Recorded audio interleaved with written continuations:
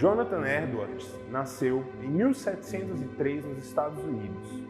Desde muito novo foi uma criança precoce e extremamente inteligente. Passava horas do seu dia estudando e buscando a presença de Deus. Aos 8 anos de idade, após um grande avivamento na igreja de seu pai, Jonathan Edwards passou a orar 5 vezes por dia e todas as vezes convidava outras crianças para orar junto com ele. Antes de completar 13 anos, Edwards iniciou sua carreira acadêmica na Universidade de Yale e, aos 17, já havia se formado com todas as honrarias possíveis. Aos 18 anos, escreveu uma tese onde ele expunha os motivos pelos quais ele iria dedicar toda a sua vida ao Senhor. Jonathan passava 13 horas do seu dia estudando e orando. Sua esposa o acompanhava em suas orações, mas após o jantar ele dedicava 1 hora integralmente ao convívio com sua família. Ele foi um dos exponentes do grande avivamento dos Estados Unidos. E, dos 300 mil habitantes daquele país na época, estima que cerca de 50 mil eram membros da igreja onde Edwards pastoreava. Certa vez, Edwards se dirigiu ao púlpito para pregar, mas estava com o corpo e o semblante muito cansados devido a um longo jejum do qual ele estava participando. Ao terminar sua pregação, encostado ao púlpito, Edwards percebeu que toda a congregação estava desesperada, com medo e temor do peso de seus pecados que os levariam para o inferno. Edwards tinha uma grande capacidade de, com suas palavras, demonstrar para as pessoas o peso e a consequência que o pecado tinha na vida dos seres humanos. Jonathan Edwards foi uma grande fonte de inspiração, um exemplo de fé, de esperança, perseverança e de uma vida de oração. Ele dizia que a oração é uma expressão de fé, assim como respirar é uma expressão de vida.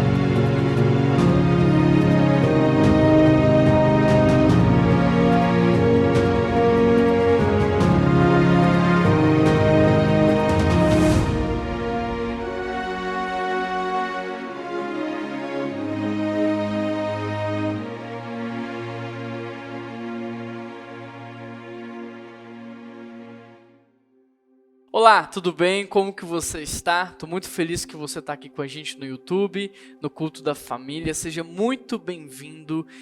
Eu estou com uma expectativa muito grande daquilo que Deus vai fazer no dia de hoje. Eu queria que você preparasse o seu coração aí também para viver algo novo e principalmente para ouvir aquilo que o Senhor tem para falar ao seu coração. Nós estamos numa série de mensagens, você já sabe, mas não custa lembrar, chamada Escola de Oração. E ao longo de todo o mês, a gente está estudando a cada domingo um personagem bíblico e aprendendo com ele em relação à oração que ele fez e o quanto essa oração pode nos impactar e influenciar as nossas vidas hoje. Por exemplo, no primeiro domingo da série, nós aprendemos com Jesus na oração que ele fez no jardim do Getsêmani. E ali nós aprendemos a diferença daquele que ora para aquele que não ora. Por exemplo, Jesus disse para os discípulos, olha, vigiem e orem para que quando a tentação chegue, vocês não caiam em tentação. Mas enquanto Jesus estava orando, os discípulos dormiram.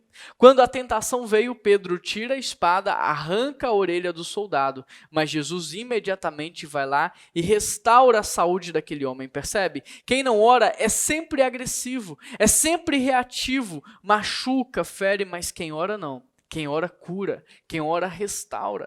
E ali com Jesus nós aprendemos isso, quanto a oração é importante para que nós não caiamos em tentação, mas também para que a gente permaneça firme no nosso propósito. No segundo domingo da série, nós aprendemos com a Keila, através da vida de Abraão. Nós aprendemos a orar com misericórdia, quando Abraão intercede a Deus para que ele não destrua o povo. Depois, no terceiro domingo, nós aprendemos com Jacó, um homem que tinha sede e fome da presença de Deus, um homem que buscava a Deus acima de todas as coisas, que colocava Deus no centro, e nós aprendemos até essa fome do mundo espiritual, a buscar o mundo espiritual da forma como Jacó buscava. Na quarta mensagem da série, nós aprendemos com Moisés. Nós aprendemos a montar a nossa tenda do encontro com Deus fora do acampamento. Nós aprendemos que se quisermos de fato ter o encontro com Deus, nós teremos que abrir mão da distração e a ter tempo de qualidade com Ele.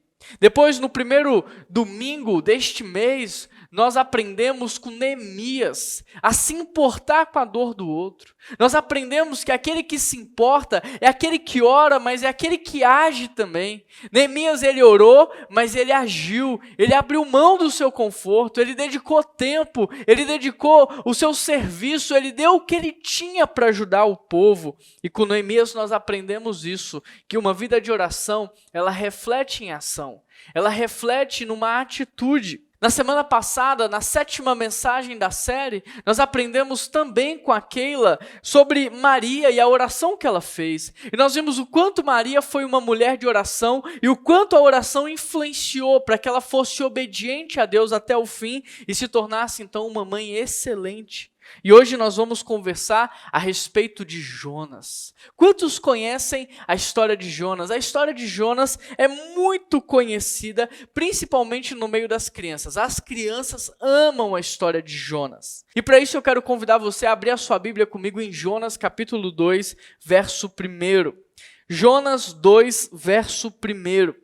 Você que está aí abrindo a sua Bíblia, destravando a sua Bíblia, ligando a sua Bíblia, aproveita, pega um bloco de anotações, um caderno, anota no canto da sua Bíblia, só não deixa de anotar. Você que tem facilidade em se distrair, dificuldade de se concentrar, discipline a sua mente, assuma o controle. E como que você pode começar a fazer isso? Anotando. Quando você anota, você retém mais de 70% daquilo que você está aprendendo. O caminho mais longo da terra, o caminho mais longo da vida é do nosso cérebro até o nosso coração. E quando a gente anota, a gente ajuda o conhecimento a percorrer esse caminho e a chegar no nosso coração. Então, quando você anota, você está investindo na sua vida. Jonas capítulo 2, verso 1.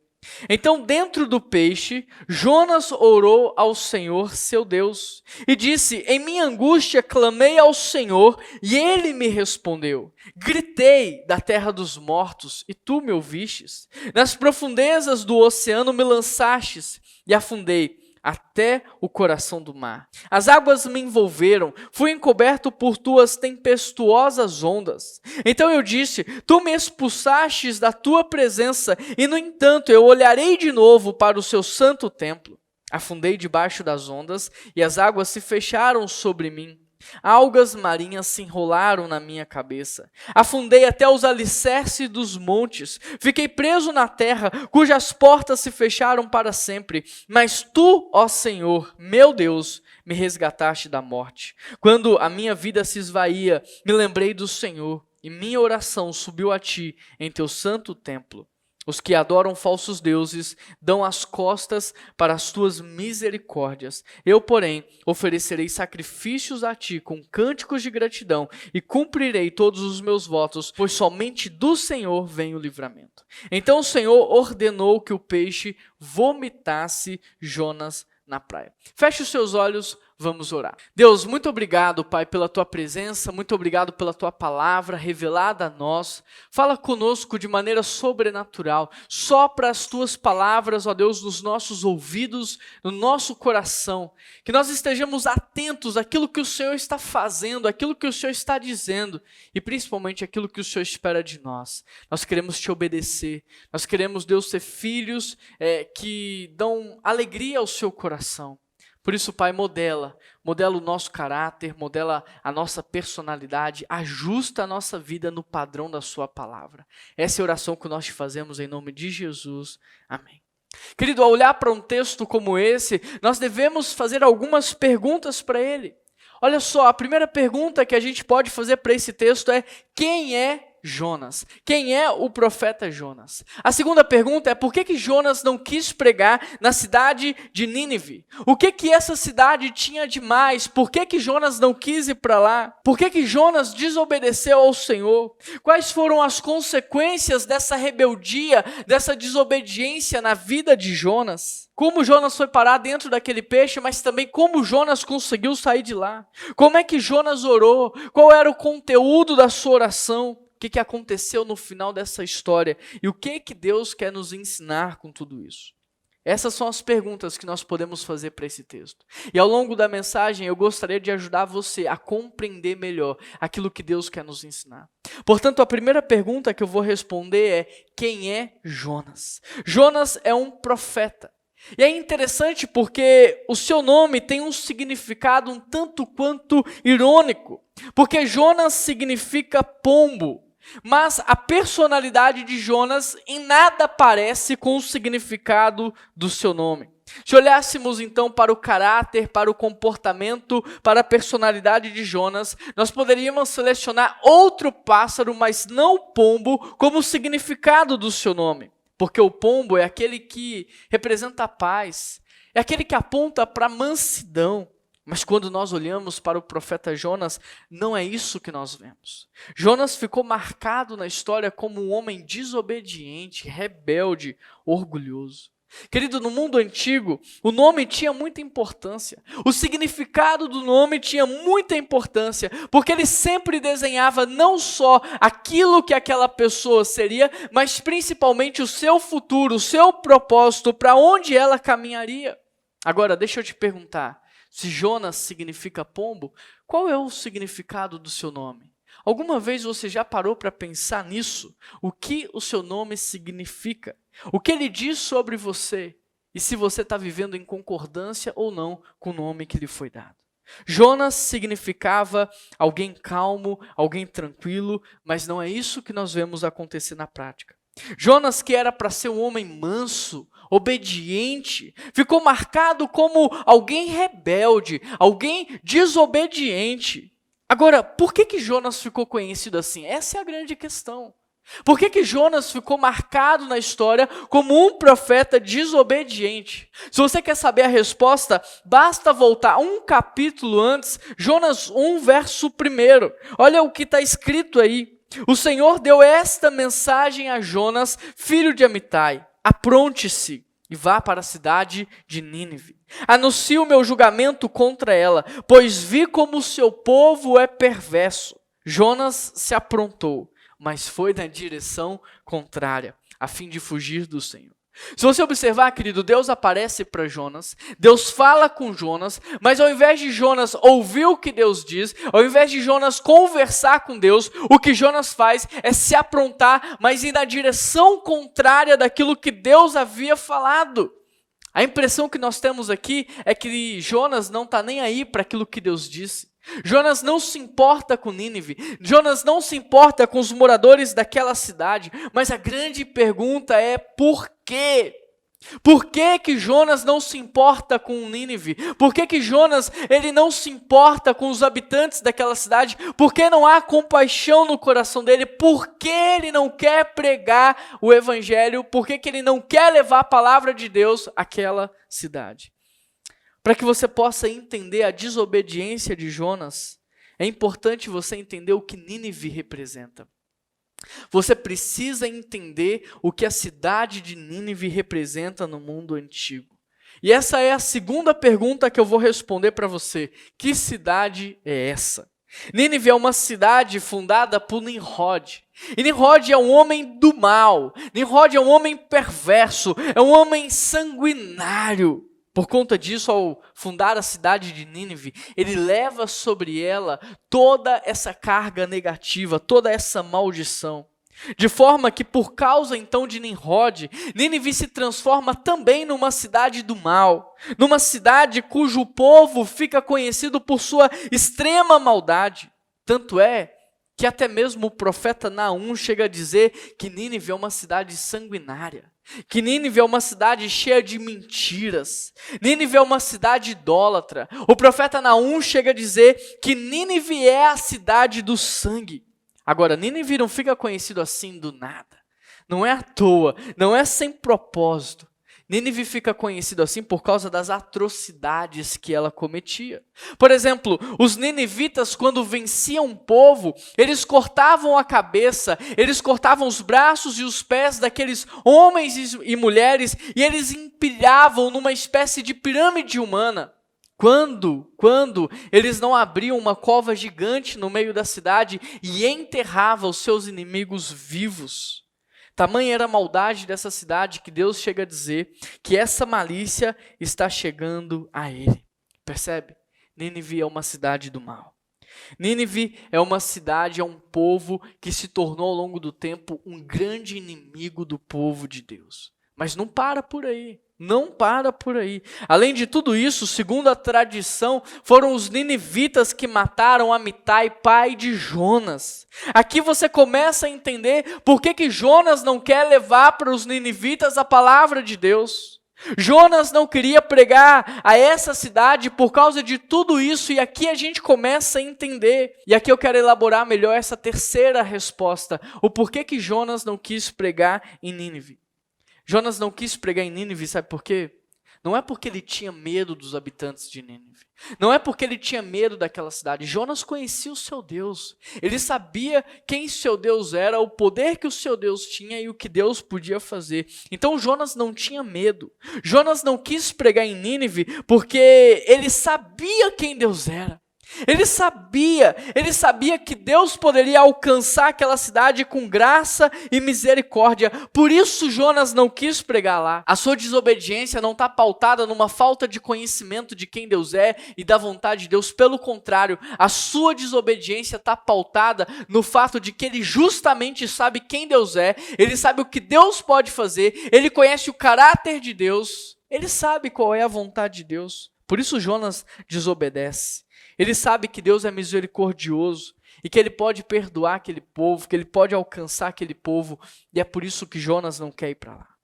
Queridos, às vezes nós taxamos Jonas como desobediente, como rebelde, mas a grande pergunta é, e se você estivesse no lugar dele, o que você faria? Porque Jonas, ele só queria vingar o seu pai. Jonas, ele só queria ver a justiça de Deus sobre aquela cidade. Ele queria vingar o povo de Deus, que durante muitos anos foi atacado, foi açoitado, foi humilhado pelos ninivitas. Ele queria que aquelas pessoas conhecessem a ira do Senhor, o Deus dos exércitos. E por isso, então, Jonas desobedeceu. Às vezes a gente rotula Jonas como orgulhoso, como rebelde. Mas o que você faria se você estivesse no lugar dele? Talvez agora você entenda um pouco mais, talvez agora você seja um pouco mais compreensivo com Jonas. Porque a grande verdade é que se eu e você estivéssemos no lugar de Jonas, é bem provável que a gente teria feito o mesmo. O que você faria no lugar dele? Pensa um pouco. E eu pergunto isso porque Jonas foi enviado para alcançar uma cidade que não fazia parte do povo de Deus. Mais tarde a gente vai observar Deus levantando os judeus e enviando os judeus para alcançar também os gentios. Agora hoje, Deus está levantando homens e mulheres para alcançar aqueles que nos perseguem. Deus está enviando o seu povo para alcançar aqueles que têm feito o mal contra nós, aqueles que zombam do nome do nosso Deus, que zombam da nossa fé. E a pergunta que eu te faço é, será que você está pronto para ver Deus perdoar e alcançar as pessoas que têm feito mal contra nós? Será que você está pronto para perdoar as pessoas como Deus perdoa? Porque, querido, perdão não é pagamento para quem é digno dele. Perdão não é recompensa para quem merece. Perdão é presente de Deus para pagar dívidas que são impagáveis. Dívidas que não têm valor, que não têm preço. Perdão é dádiva. Perdão é graça. Perdão é misericórdia. Perdão é expressão de um amor sacrificial. Perdão é justamente para pessoas que não são dignas e para pessoas que não merecem. Portanto, eu volto a te perguntar. Você está pronto para perdoar as pessoas como Deus te perdoou? Você está pronto para ver Deus perdoar as pessoas e alcançá-las com graça? Principalmente as pessoas que você gostaria de vê-las destruídas no fundo do poço. Você está pronto para ver Deus abençoar essas vidas? Porque às vezes nós vemos as pessoas zombando do nosso Deus e nós queremos que essas pessoas sintam na pele a ira dele. É verdade ou não é?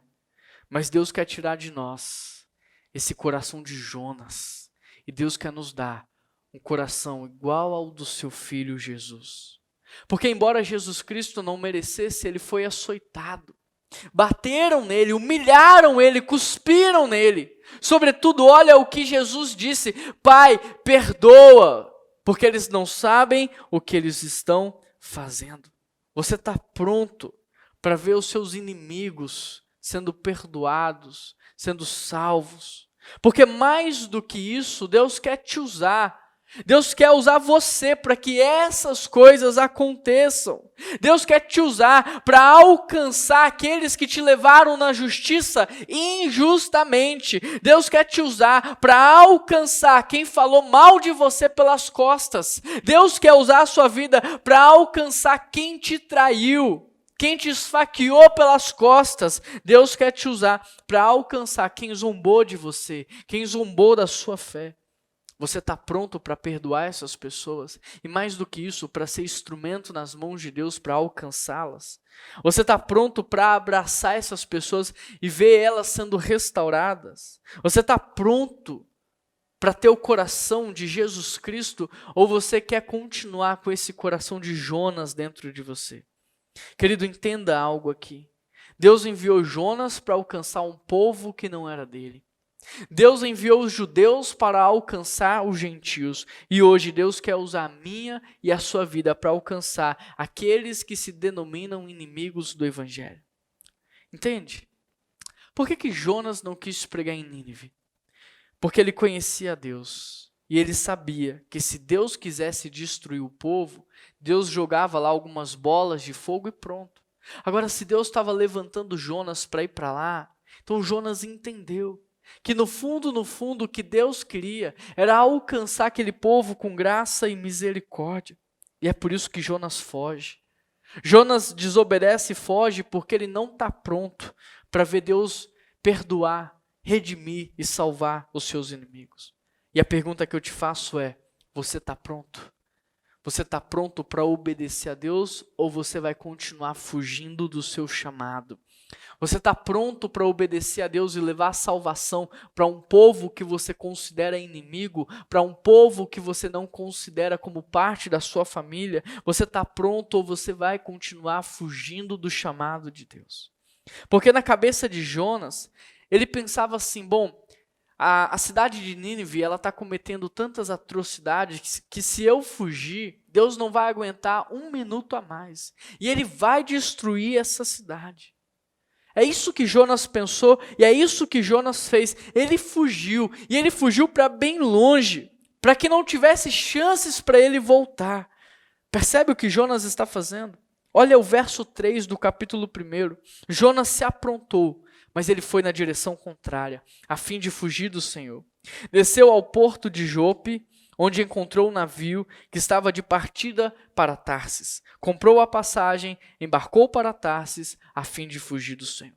Querido, só para você ter uma ideia, para efeito de curiosidade, de Jope a Nínive, Jonas teria que percorrer mais ou menos 1.100 quilômetros. Agora, de Jope até Tarsis, a cidade para onde ele se propôs a fugir do Senhor, ele teria que percorrer mais de 3.500 quilômetros. Percebe a diferença? Percebe a distância geográfica? Percebe o quanto Jonas não só quer desobedecer, mas ele quer fugir, e ele quer fugir para muito longe, para que não dê tempo dele voltar antes que Nínive seja destruída. Jonas é extremamente estratégico na sua desobediência. E eu fiquei me perguntando o quanto nós não somos parecidos com Jonas. Querido, às vezes eu atendo algumas pessoas que confessam para mim imaginar a morte do seu cônjuge para poder fantasiar na sua cabeça relação sexual com outras pessoas. Percebe o nível de decadência moral? Para essas pessoas não se sentirem culpadas, elas ficam imaginando a morte do marido ou a morte da esposa, para que depois da morte elas fiquem imaginando, fantasiando na cabeça, relação sexual com outras pessoas, sem que elas sintam culpa, porque afinal de contas, não tem mais o marido, não tem mais a esposa. Percebe o nível de decadência moral? Percebe no quanto nós somos estratégicos para pecar? Posso te dizer algo? A sua estratégia pode enganar o seu pastor. A sua estratégia pode enganar os seus líderes de célula. Pode até enganar você mesmo, aliviando a sua culpa. Mas a sua estratégia não pode enganar Deus. Não tem como você se esconder de Deus. Não tem como você enganar Ele. Deus não tem uma opinião a teu respeito. Deus tem um diagnóstico. Porque Ele te conhece. Ele está de olho em você. Ele sabe o que você pensa e o que você sente. E por mais que você seja estratégico e não sinta mais culpa ao pecar, o seu pecado, ele traz sim condenação sobre a sua vida. A quarta pergunta que eu vou responder é: quais são as consequências que Jonas enfrentou por causa do seu pecado, por causa do seu orgulho, por causa da sua rebeldia? Querido, presta atenção nisso daqui. Apesar da desobediência de Jonas aos olhos humanos ser legítima, por causa das suas razões, apesar de tudo isso, o seu pecado trouxe consequências para a sua vida. Apesar de olhar para a vida de Jonas e entender as suas razões, entender os seus motivos, ele ainda assim pagou um alto preço por conta da sua rebeldia. E aqui nós podemos aprender algo. Por mais que os nossos atos nos pareçam justificáveis, para Deus eles não são. Por mais que na nossa cabeça aquilo que a gente está fazendo é plausível, Deus não pensa dessa forma. E foi exatamente por isso que Jonas pagou um preço muito alto por causa do seu pecado, por causa da sua atitude, por causa da disposição do seu coração. Veja o que o versículo 3 diz: Jonas se aprontou, mas foi na direção contrária, a fim de fugir do Senhor. Desceu ao porto de Jope, onde encontrou um navio que estava de partida para Tarsis. Comprou a passagem e embarcou para Tarsis, a fim de fugir do Senhor. O Senhor, porém, enviou sobre o mar um vento forte, e caiu uma tempestade tão violenta que o navio estava prestes a se despedaçar.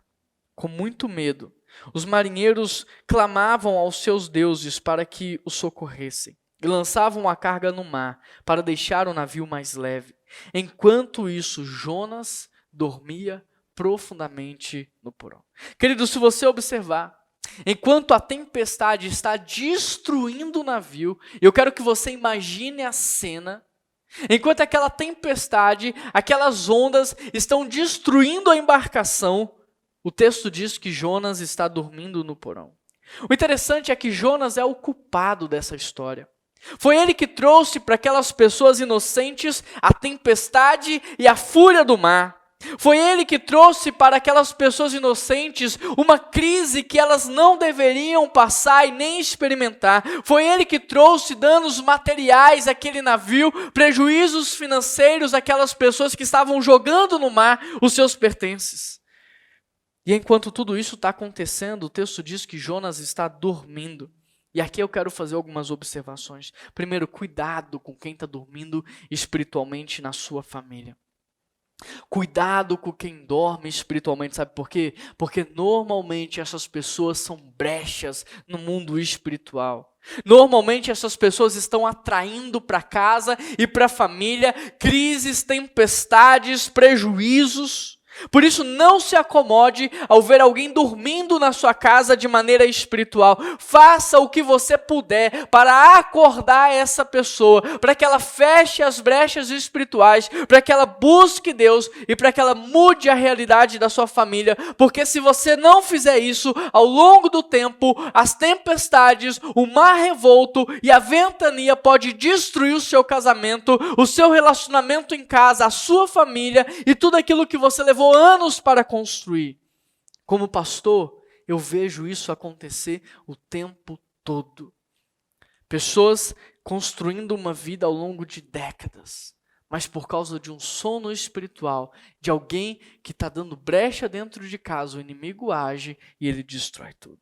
A segunda observação que eu quero fazer aqui nessa parte do texto é: a sua desobediência não traz condenação apenas para a sua vida, mas traz condenação para toda a sua família. A Bíblia diz, por exemplo, que Josué, ele tinha acabado de destruir os muros de Jericó. E aí depois eles vão enfrentar uma cidade pequenininha chamada Ai. E eles tomam uma surra, são humilhados naquele lugar. Josué vai tirar satisfação com Deus. Pô, Deus, a gente acabou de destruir muros indestrutíveis. Como é que a gente perde para uma cidade como essa? Sabe o que Deus diz? Josué, há pecado oculto no meio do povo. Há pecado oculto no meio do povo. E enquanto o povo estiver pecando, eu não vou mais abençoar vocês com a vitória. A Bíblia conta também a história de Davi, que pecou contra Deus e trouxe condenação sobre a vida dos seus filhos. Portanto, entenda isso: o seu pecado oculto, o seu segredinho sujo, as suas falhas morais podem trazer tempestades desnecessárias à sua família, crises profundas e feridas e marcas que eles vão levar por toda a vida. Agora eu te pergunto, é isso que você quer? É isso que você quer para a sua família? É isso que você quer para a sua descendência, para a sua geração? Porque o seu prazer de 30 segundos em segredo, as suas pequenas mentiras para se justificar, as suas fofocas, a sua maldade expressa no seu falar, a sua rebeldia, tudo isso está trazendo condenação para sua casa. E você hoje tem a opção de continuar ou de parar. O que nós precisamos entender é que nada passa desapercebido aos olhos do Senhor. A própria Bíblia diz: o salário do pecado é a morte. Jonas pecou, Jonas errou, Jonas desobedeceu, e não só ele, mas toda aquela embarcação sofreram as consequências. Por isso, a terceira observação que eu vou fazer é: há tempestades que você pode estar enfrentando na sua vida por causa das alianças que você tem feito. Por isso, cuidado. Cuidado, porque toda vez que você tem relação sexual com alguém, você está se aliançando a uma pessoa e você pode estar trazendo condenação desnecessária, crise desnecessária, tempestade desnecessária para a sua vida. Cuidado com quem você está firmando sociedade, porque se você não tiver cuidado, você pode estar trazendo condenação sobre a sua vida. Cuidado. Porque se você estiver trazendo Jonas para dentro da sua casa, você também pode estar trazendo tempestades desnecessárias, crises, prejuízos. Toda vez que você fizer aliança com Jonas, você passará por situações adversas. A quarta observação que eu quero fazer é: o pecado é uma semente que brota. E se ela não for cortada, ela se transforma numa árvore que gera frutos. Ou seja, embora Deus perdoe os nossos pecados, ainda assim há consequências. Por exemplo, se eu trair a minha esposa, Deus pode me perdoar? Pode. Mas ainda assim, ela pode me abandonar. Se eu matar uma pessoa, Deus pode me perdoar? Claro que pode. Mas ainda assim, eu vou arcar com as consequências do meu crime. Eu vou ser preso. Percebe? Por mais que Deus me perdoe, ainda assim eu vou arcar com as consequências do meu pecado. Todo pecado traz consequências. Todo ato de desobediência, por menor que seja, vai trazer condenação sobre a sua vida. A quinta observação que eu quero fazer aqui nessa porção do texto é: todo ato de desobediência e rebeldia traz queda. Olha a construção do texto. Olha que incrível a construção desse texto. O texto diz que Jonas desceu para a cidade marítima mais próxima que havia ali, que era Jope. Depois Jonas desceu para o navio. Depois ele desceu para o porão do navio. Depois ele desceu para as profundezas do mar. E por último, ele desceu para dentro de um grande peixe. Percebe? Eu conheço muitas pessoas que estão descendo na vida. Semanalmente eu choro por pessoas que estão descendo, que estão destruindo o casamento, que estão destruindo uma história, que estão destruindo um legado. Eu oro por pessoas que estão descendo enquanto dominicalmente escutam a palavra do Senhor. Eu choro por pessoas que estão descendo enquanto participam dos cultos e estudam a palavra. Por isso, querido, olhe para a sua vida por um momento. Você percebe a sua vida descendo ou a sua vida subindo? Seja honesto com você mesmo. Olhe para a sua história. Olhe de onde você saiu, onde você está hoje. Você subiu ou você caiu? Jonas só foi descendo e ele desceu até chegar ao fundo do poço. Mas tudo isso só aconteceu por causa da sua rebeldia, por causa do seu orgulho, por causa da sua desobediência. Jonas não precisava ter chegado ao fundo do poço. É interessante porque se lá no barco, se no meio da tempestade Jonas tivesse se humilhado, se prostrado diante do Senhor, se ele tivesse confessado os seus pecados, pedido perdão e mudado de postura, nada daquilo teria acontecido.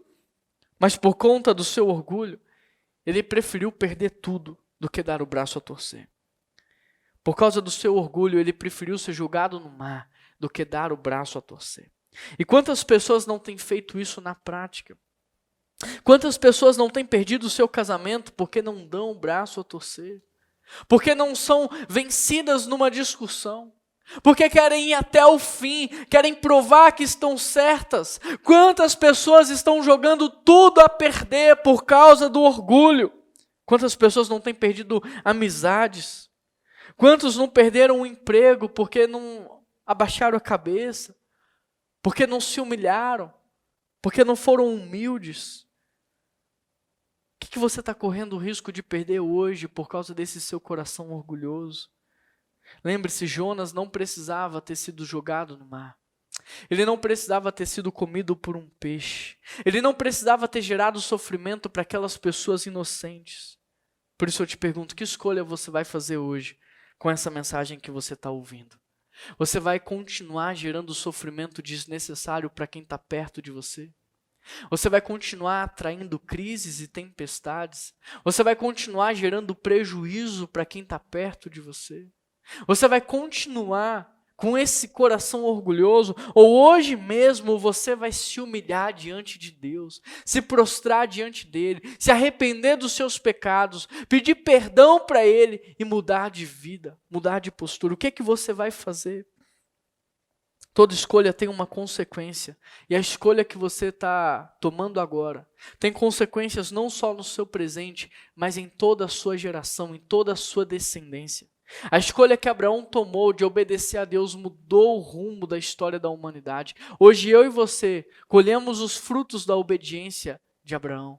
Hoje eu e você colhemos os frutos da obediência de Noé. Hoje eu e você colhemos os frutos da obediência de Jesus Cristo, quando ele disse: Pai, se possível, afasta de mim esse cálice, mas que não seja feita a minha vontade, e sim a sua. Até hoje nós temos sido abençoados pela obediência desses homens e mulheres.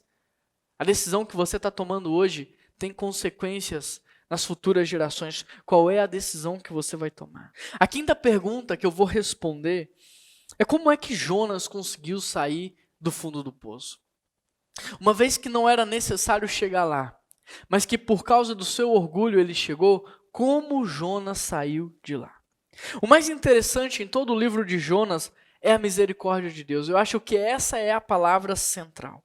Veja o verso 12. Jonas respondeu: joguem-me ao mar, e ele voltará a ficar calmo. Eu sei que essa terrível tempestade é culpa minha. Versículo 13. Em vez disso, os marinheiros remaram ainda com mais força para levar a embarcação à terra. Mas não conseguiram, pois o mar tempestuoso havia se tornado muito violento. Querido, repare que Jonas, ele pede que os homens joguem ele no mar, mas os homens não escutam Jonas e continuam a tentar.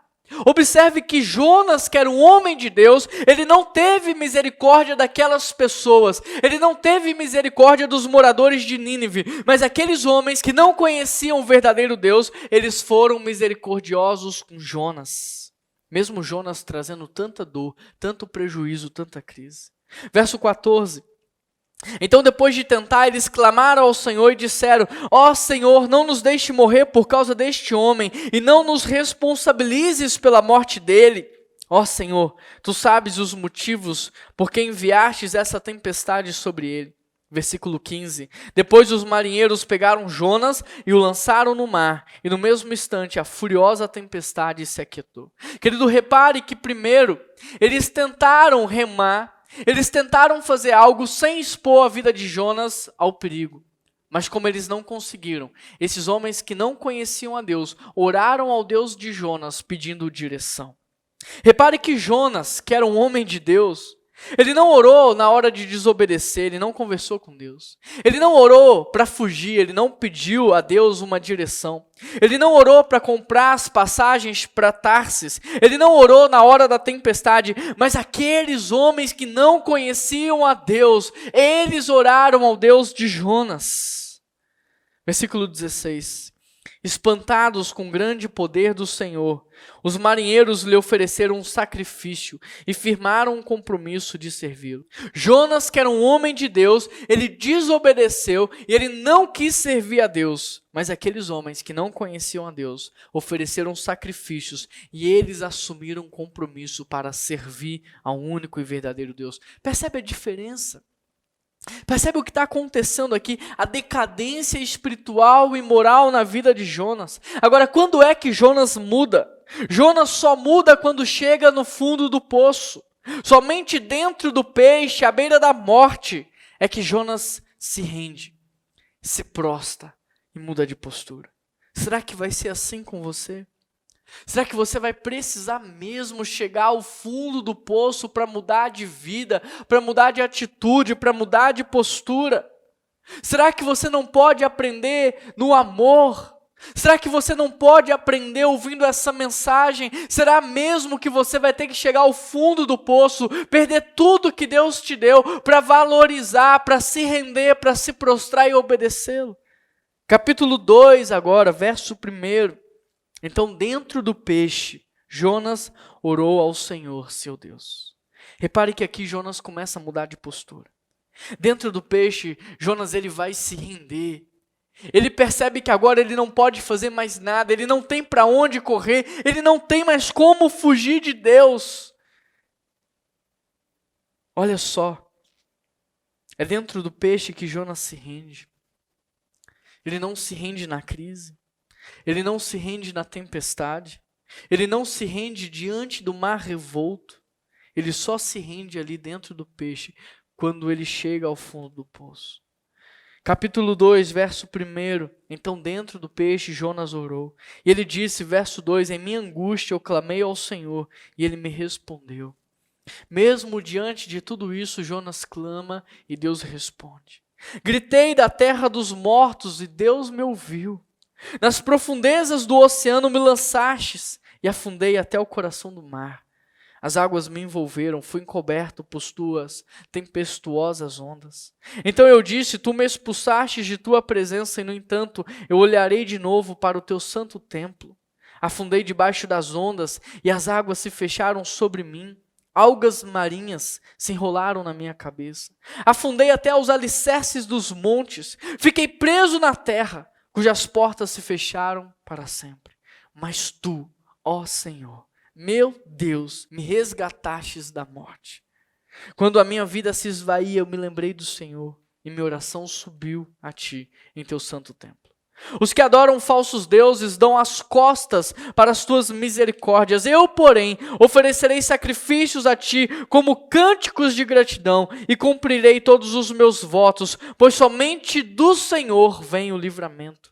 Então o Senhor ordenou que o peixe vomitasse Jonas na praia. Querido, sabe o que é mais interessante no livro de Jonas? É a misericórdia de Deus. É a misericórdia de Deus. Repare que a oração de Jonas, ela não é espontânea. A oração de Jonas não é do seu coração. Toda essa oração de Jonas, ele retirou do livro de Salmos. Jonas, ele participou da escola de oração. E por causa disso ele orou exatamente aquilo que ele aprendeu. E aqui nós podemos destacar algo. Que quando nós não sabemos o que falar, quando nós não sabemos como falar, nós podemos também orar a palavra de Deus. E é exatamente por isso que a cada domingo a gente está aprendendo a respeito da oração de cada personagem da palavra do Senhor. Porque cada um desses personagens, eles representam quem nós somos, ou algum momento específico das nossas vidas. E é por isso que nós podemos aprender com eles como orar a Deus no momento da luta e no momento da dificuldade. Até aqui você aprendeu a orar com Jesus no jardim do Getsêmani, quando ele estava prestes a enfrentar o momento mais difícil da sua vida. Você aprendeu a orar como Abraão orou, pedindo a Deus que tivesse misericórdia do povo. Você aprendeu a cultivar uma vida de oração com Moisés, que montava a sua tenda do lado de fora do acampamento. Você aprendeu a buscar a Deus como Jacó, um homem que tinha sede e fome das bênçãos espirituais. Você aprendeu com Maria como orar e obedecer a Deus. Você aprendeu com Neemias como se importar e como você deve orar e você deve agir também. E sabe o que é mais legal? É que apesar de tudo isso que está escrito no livro de Jonas, Deus teve misericórdia dos ninivitas. Deus teve misericórdia daqueles homens no barco. Deus teve misericórdia de Jonas também. O nosso Deus é um Deus misericordioso. Os ninivitas, eles cometeram verdadeiras atrocidades, mas Deus o alcançou, gerando arrependimento, gerando perdão, gerando mudança. Aqueles homens no barco não conheciam a Deus, mas Deus os alcançou com graça e misericórdia. E Jonas, que fugiu, Deus também o alcançou. Com qual desses personagens você se parece mais?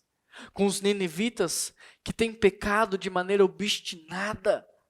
Com aqueles homens no barco que não conhecem a Deus? Ou com Jonas que conhece, mas vive fugindo? Porque hoje eu estou aqui para te dizer, não importa com quem você se parece mais, o nosso Deus é um Deus de graça e de misericórdia. E se hoje você se arrepender dos seus pecados, confessar, a Bíblia diz que Ele é fiel e justo para te perdoar, purificar o seu coração e transformar a sua vida. A sexta pergunta que eu quero responder é: o que significa na prática obedecer? Jonas 3, verso 1. Depois disso, o Senhor falou com Jonas pela segunda vez: apronte-se e vá para a grande cidade de Nínive e transmita a mensagem que eu lhe dei. Desta vez, Jonas obedeceu a ordem do Senhor e foi a Nínive, uma cidade tão grande que era necessário 3 dias para percorrê-la por inteiro. No dia em que Jonas entrou na cidade, ele proclamou às multidões: daqui a 40 dias, Nínive será destruída. Querido, presta atenção nisso daqui. Orar não muda o coração de Deus, orar muda o nosso coração.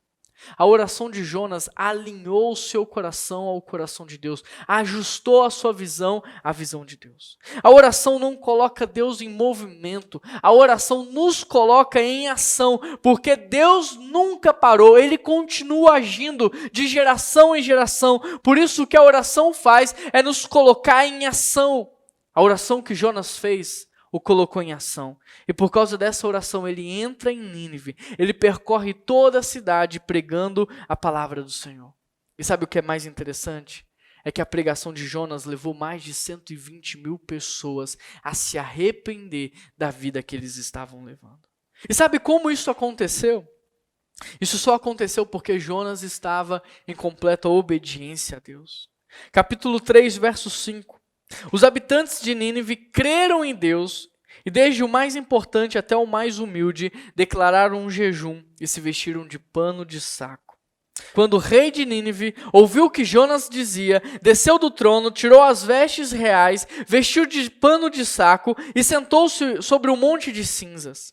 Então o rei e seus nobres enviaram este decreto a toda a cidade: ninguém, nem mesmo os animais de seu gado, de seus rebanhos, poderá comer ou beber. Tanto as pessoas como os animais devem se cobrir de pano de saco, e todos devem orar fervorosamente ao Senhor. Devem deixar os seus maus caminhos e toda a sua violência. Quem sabe Deus voltará atrás, conterá sua ira ardente e não nos destruirá. Quando Deus viu o que fizeram, deixaram seus maus caminhos, voltou atrás e não destruiu o povo como ele havia ameaçado. Querido, percebe o que acontece aqui? Quando nós oramos e obedecemos a Deus, as realidades são transformadas. Percebe o que acontece aqui? Percebe o impacto das nossas vidas quando nós oramos e obedecemos a Deus? Uma cidade inteira foi impactada. Jonas montou uma pregação de 1 minuto e ele saiu pregando por toda a cidade. E porque ele orou e obedeceu ao Senhor, Mesmo que a sua pregação tivesse 1 minuto, a cidade inteira foi alcançada, a cidade inteira foi transformada. Sabe por que a sua vida não tem tido muito impacto? Porque você não está em obediência. Porque muitas vezes você foge da vontade do Senhor. Você foge da presença dEle. Jonas, enquanto ele desobedecia, ele só trouxe tempestade. Ele só trouxe crise. Agora deixa eu te perguntar, você hoje tem levado salvação por onde você passa? Ou você tem levado confusão? Sabe por que a nossa cidade está assim? Nosso estado está desse jeito, a nossa nação está dessa forma? Porque eu e você não temos orado e nós não temos obedecido a palavra de Deus. Portanto, escuta o que eu vou te dizer.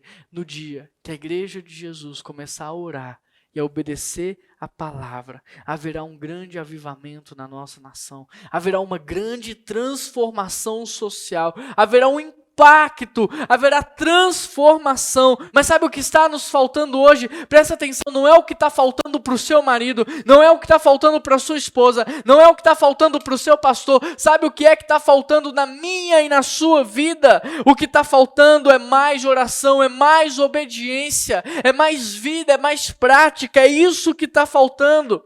Quando você, que está me ouvindo agora, começar a orar e começar a obedecer, vai acontecer uma transformação na sua casa.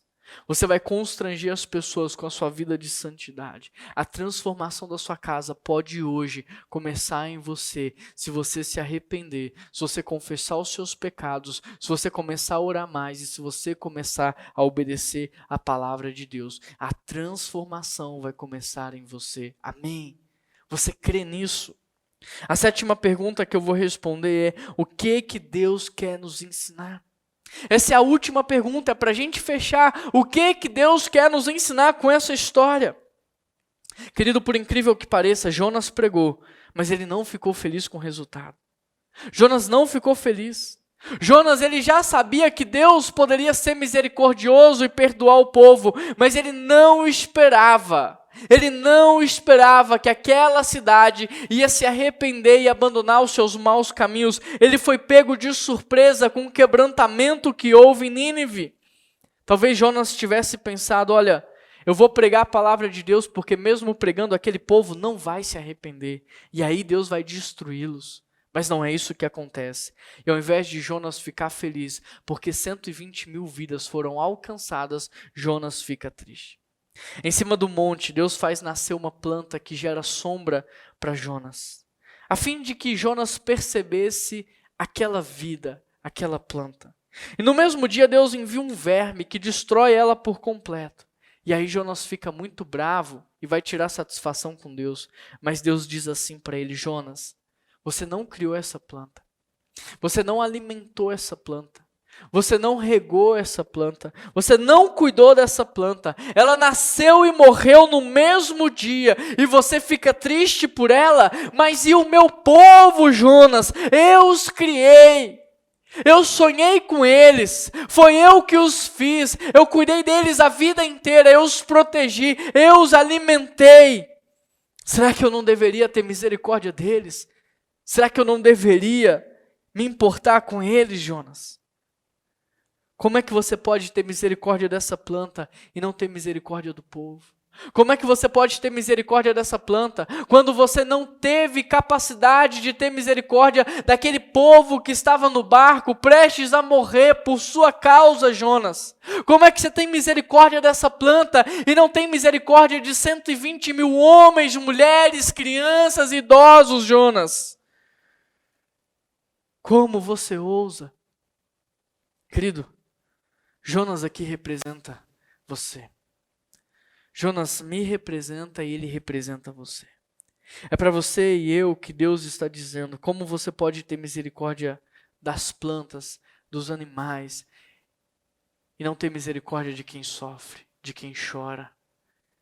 Como você pode ser misericordioso com os animais, com as plantas, e não ser misericordioso com o povo. Como você pode cuidar tanto de uma plantinha, se sacrificar tanto por um animalzinho e não cuidar, e não se sacrificar por uma pessoa. Querido, Deus não está dizendo que é errado a gente cuidar das plantas, não é isso. Deus não está dizendo que é errado você cuidar de um pet, não é isso. O que Deus está dizendo é que é errado você ser tão amoroso com os pets, com as plantas e não ser com as pessoas. Nós precisamos amar como Deus ama. Nós precisamos amar também o que Deus ama, e Deus ama as pessoas. Jonas 4, verso 10, então o Senhor disse: você tem compaixão de uma planta, embora não tenha feito coisa alguma para que ela crescesse. Ela depressa apareceu e depressa murchou.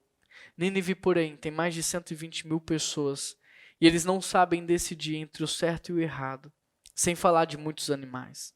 Acaso não devo ter compaixão dessa grande cidade? Querido, aqui Deus nos explica o porquê devemos ter compaixão. Sabe por que nós devemos ter compaixão? Olha o que ele diz: porque as pessoas muitas vezes não sabem distinguir entre o certo e o errado. Elas não sabem escolher, elas não sabem o que está acontecendo, elas não têm o mesmo entendimento que eu e você, porque se elas tivessem, elas não fariam o que elas têm feito. Interessante, porque o que Deus está dizendo para Jonas aqui é o que Jesus Cristo também diz para Deus naquela cruz: Pai, perdoa, porque eles não sabem o que eles fazem. Querido, quem zomba da sua fé não sabe o que está dizendo, não sabe o que está falando. Quem fere, quem machuca, quem promove a desigualdade, quem é violento não sabe o que está fazendo. E é por isso que ao invés da gente ter raiva e ódio dessas pessoas, nós deveríamos ter compaixão, porque elas não têm o mesmo entendimento que nós temos. Elas não conhecem a Deus como nós conhecemos. Por isso nosso papel não é jogá-las ao fundo do poço, mas é clamar a Deus para que Ele tenha misericórdia da vida dessas pessoas. Sabe por que nós devemos ter compaixão, orar, obedecer e pregar a palavra? Porque as pessoas não sabem nem para onde elas estão indo. Mas você sabe o que vai acontecer no dia da manhã. Essas pessoas estão caminhando na escuridão. O entendimento delas fora cegado. Elas não têm a revelação que nós temos. Por isso nós devemos ter compaixão, orar, pregar o evangelho, evangelizar. Nós devemos falar do amor de Deus. É por isso, para alcançar essas pessoas, para que elas encontrem o perdão de Deus, para que elas encontrem aquele que diz: eu sou o caminho, eu sou a verdade e eu sou a vida. Nós precisamos falar de Jesus para aqueles que estão perdidos, para aqueles que vivem na mentira e para aqueles que caminham nas trevas. É para eles que nós devemos olhar e dizer: Jesus é caminho para você que está perdido. Jesus é vida para você que está caminhando na morte. Jesus é luz para você que está caminhando na escuridão. É só através de Jesus que você vai ter salvação. É por isso que nós devemos ter compaixão. É por isso que nós devemos orar. E é por isso que nós devemos evangelizar. No passado, Deus levantou Jonas para pregar para um povo inimigo. Depois Deus levantou os judeus para pregar o evangelho para os gentios. E hoje Deus está levantando a igreja para pregar aqueles que nos perseguem. E a pergunta que eu te faço é: você vai fugir da vontade de Deus ou você vai obedecer? Você vai chegar em Nínive todo bonitinho, arrumadinho? Ou você vai chegar molhado porque foi lançado na tempestade, com a roupa rasgada de tentar sobreviver no meio das ondas, ou com cheiro de peixe porque foi engolido? Como é que você vai escolher chegar em Nínive? Como é que você vai aprender no amor ou na dor? Como é que você vai mudar de postura quando você chegar no fundo do poço ou hoje, ouvindo essa palavra? Qual é a decisão que você toma para a sua vida? A decisão de fugir para longe ou a decisão de obedecer aquilo que Deus tem para a sua vida? A decisão é sua. Está na hora de você se render. Está na hora. Está na hora de você se prostrar diante do único e verdadeiro Deus. Está na hora de você se humilhar. Está na hora de você começar a ter uma vida de oração, a ter um relacionamento sério com Deus, de intimidade com Ele. Está na hora de você começar a obedecer a Deus, mesmo quando você não concorda. Quando você concorda é conveniência. Obediência é quando você sacrifica o seu eu para obedecer a Deus. Está na hora de você começar a evangelizar as pessoas, a deixar de lado a vergonha, o comodismo. Está na hora de você começar a pregar o evangelho, a evangelizar, a discipular. Está na hora de você começar a viver o que Deus tem para você. Qual é a decisão que você vai tomar?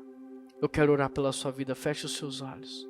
Deus, eu quero colocar a vida dos meus irmãos, que nessa hora estão em oração, Pai, dizendo para Ti a decisão que eles estão tomando. Mas eu oro que o Senhor tenha misericórdia com a vida de cada um deles. E que Teu Espírito Santo os convença a parar de fugir. A parar, Deus, de sair da Tua presença, a fugir da Sua vontade. Que o Teu Espírito Santo constranja cada um deles agora a se quebrantar diante do Senhor. A se render, Pai. A se render, a abrir mão de tudo, a se prostrar, a se humilhar diante do Senhor, a renunciar às suas vontades e viver aquilo que o Senhor tem para eles. A oração de Jonas o levou à obediência, uma obediência sacrificial. Que a nossa oração hoje nos leve também a Te obedecer. Essa é a oração que nós fazemos ao Senhor. E em nome de Jesus que nós oramos e toda a igreja diz amém. Amém. Querido, nós vamos ter agora um tempo de dízimo e de oferta. E aqui na nossa tela está aparecendo algumas informações que são importantes para você. Antes de tudo, a Bíblia diz assim, olha, o Senhor ama quem dá com alegria. A palavra diz que nós devemos ser generosos com o nosso Deus. A palavra também diz que nós devemos honrar o nosso Deus com os nossos bens. E é isso que nós queremos fazer agora. Não dê o seu dízimo porque você está se sentindo coagido ou obrigado. Dê o seu dízimo, a sua oferta, porque você ama a Deus, porque você é grato a tudo que Deus tem feito, porque você confia que Ele vai continuar te sustentando. Dê o seu dízimo e a sua oferta para honrar o nome do nosso Deus. Aqui na tela tem um código de QR Code, basta abrir a câmera do seu celular, apontar, vai abrir um link, você vai ser direcionado para o nosso aplicativo e ali você pode fazer a sua oferta, o seu dízimo por boleto bancário ou cartão de crédito. Tem também o nosso Pix, é gratuito, muito fácil de fazer, as contas bancárias para transferência, e se você faz parte do grupo de risco, nós também podemos buscar o dízimo aí na sua casa. Só não deixa de participar, porque esse é um momento também de adoração. Esse é um momento de gratidão. Esse é o momento da gente honrar o nosso Deus. Então participe aí da sua casa. Para você que está nos visitando, eu quero dizer que você é muito bem-vindo. Aqui na tela vai aparecer o nosso telefone, o WhatsApp 988356344. Se você deseja fazer parte de uma célula online, mesmo que você seja de outro estado, outro país, nós temos uma célula para você. Manda uma mensagem pra gente. Se você quer se batizar também, agora no primeiro domingo de junho nós vamos ter o nosso batismo. Manda uma mensagem pra gente dizendo que você quer dar esse passo de fé na sua vida, que você quer viver algo novo de fato. Manda uma mensagem pra gente. E eu quero também te dar um recado, um aviso. No último final de semana de maio, nós retornaremos de maneira presencial, com todos os cuidados, com todas as observações que a sociedade nos pede, porque nós queremos voltar dando um bom testemunho. Então eu quero convidar você que mora aqui na Grande Belo Horizonte, na região, a participar conosco do culto, domingo às 10 horas da manhã, presencial, e o online vai continuar também acontecendo. Então se você está participando de outra cidade, outro estado, outro país, eu também continuo a te encontrar aqui todos os domingos no mesmo horário. Combinado? Que Deus abençoe muito a sua vida, que Deus te dê uma semana de paz, uma semana de muita alegria. Eu oro para que Deus aumente a sua imunidade, que Ele te dê resistência contra esse vírus, que Ele não deixe nada faltar na sua casa e que Ele te dê uma semana cheia da presença dEle. E em nome de Jesus que eu oro, que Deus te abençoe e a gente se vê essa semana. Um grande abraço.